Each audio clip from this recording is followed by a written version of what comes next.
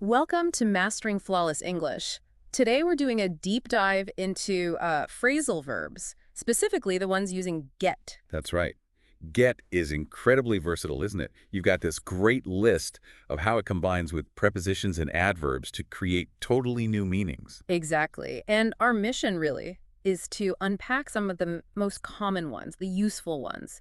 Give you examples so you can, really start using them. Yeah, moving beyond just basic words to sound more natural, more fluent.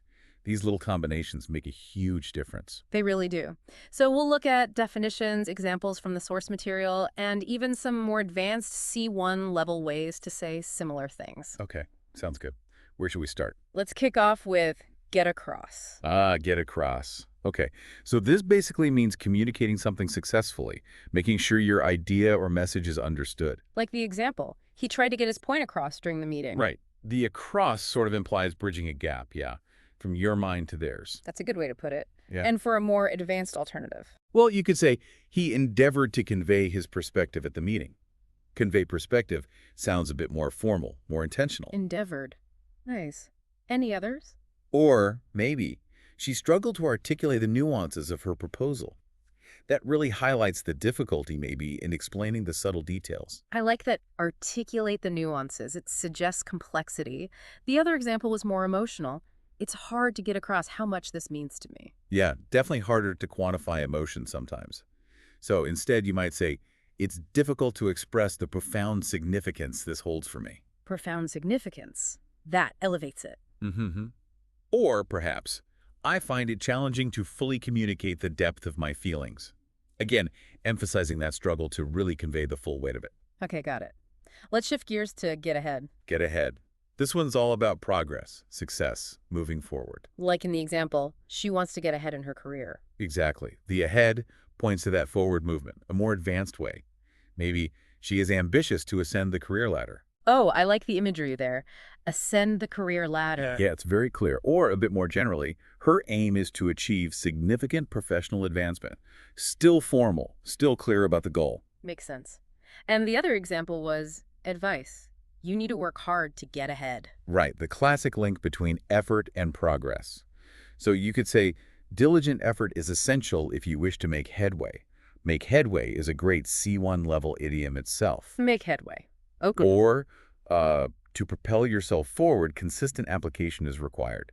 Propel gives that sense of force, and consistent application stresses the ongoing effort. Very useful alternatives. Okay, next. Get along. This is about relationships. Yeah, usually positive ones.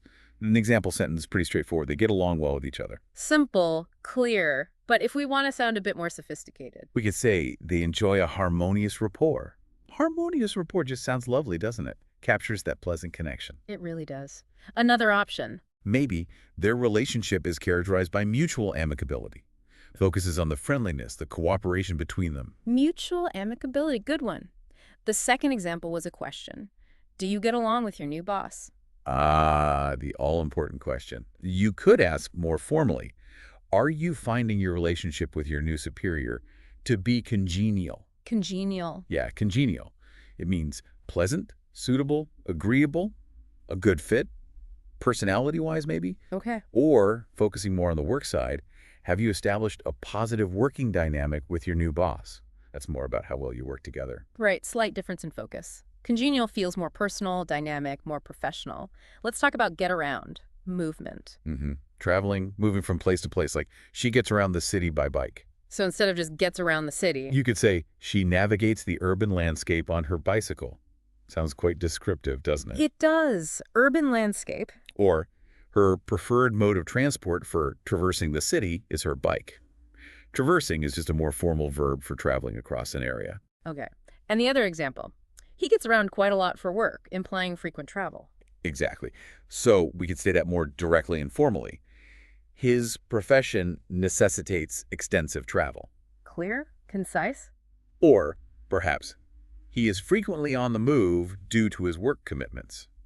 On the move is common, but still a bit more formal than just gets around a lot. Got it. How about get at? This one feels a bit trickier. It can be, yeah. It means to imply or suggest something, often indirectly, like in the question, what are you getting at? So you're asking someone to be more direct. Essentially, yes. A more formal way to ask that is to what are you alluding? Alluding means hinting, referencing indirectly, Okay, alluding. or even more directly asking for clarity. Could you elucidate your implication? Basically explain what you're implying. Right. And if you don't understand the implication, the example was, I don't understand what he was getting at.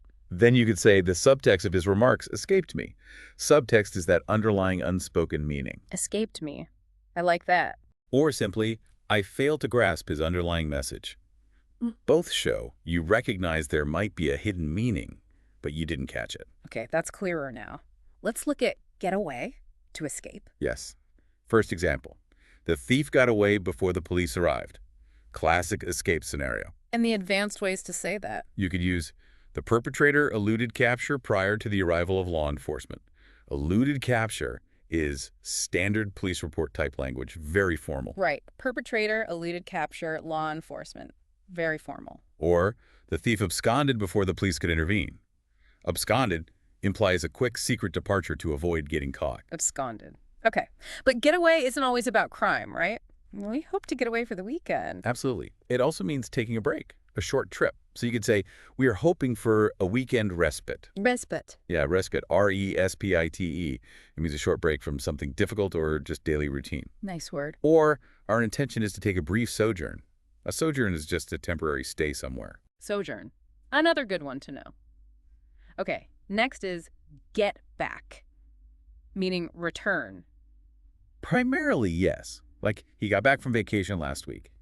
And more formally. Well, if he returned to his home country, you could say he repatriated from his holiday last week, though that's quite specific. Okay, maybe a bit too specific sometimes. Agreed. Or, using that word we just learned, he returned from his sojourn the previous week. Ah, bringing it back. And the other, get back. Can you get back to me later? Meaning respond. Exactly. In business or formal settings, you might hear, could you revert to me at a later juncture? Revert.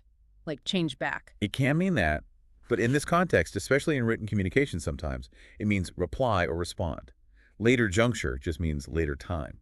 Interesting. I've seen that in emails. Yeah, it's common in some circles. Or, more straightforwardly, would it be possible for you to respond to me subsequently? Subsequently just means later. That feels a bit more natural, perhaps.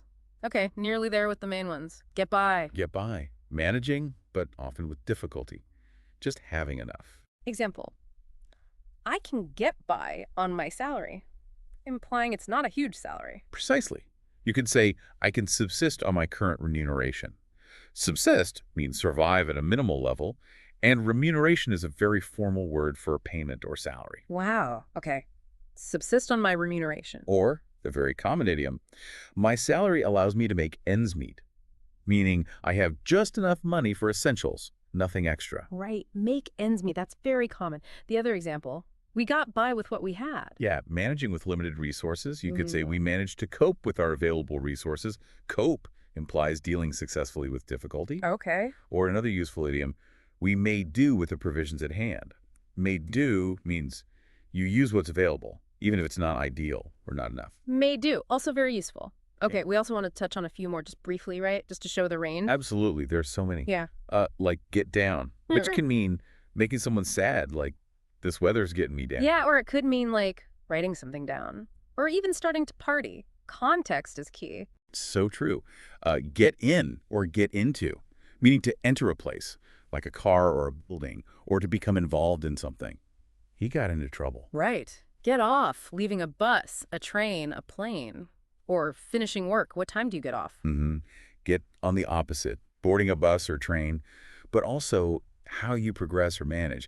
How are you getting on with that report? And like get along, how you relate to people. And get out, to leave a place. Or for news or information to become known, the secret got out. Get over recovering from an illness or a disappointment. It took him ages to get over the flu. Or physically climbing over something. Get through finishing something difficult, like an exam. We need to get through this chapter by Friday. Or contacting someone by phone. I couldn't get through. And finally, the classic get up, simply getting out of bed in the morning. Phew. Okay, that's a lot of get phrasal verbs. It really shows how fundamental get is in English and how adding just one small word changes the meaning completely. It really does. And hopefully, this deep dive has given you, our listeners, some valuable insights and practical knowledge. Yeah, the key now is practice, right? Try to notice them when you read or listen, and maybe try using one or two yourself. Definitely. Remember, mastering these little nuances is what really boosts your fluency. Don't be afraid to try them out. So, what other areas of English grammar or vocabulary are you curious about? We genuinely love to hear your suggestions for future deep dives. Yeah, let us know. And if you found this helpful on your journey to mastering flawless English, we'd really appreciate it if you could subscribe, like, and maybe share this testimony. It helps YouTube get it out to a larger public. Absolutely. And don't forget to check the link in the description. We've put some additional resources there to help you keep learning about phrasal verbs and more. So keep practicing, keep listening, and maybe think about this. How does understanding the core meaning of get, obtaining, becoming, moving, help unlock the meanings of all these different phrasal verbs? Something to ponder. Great point. Until next time.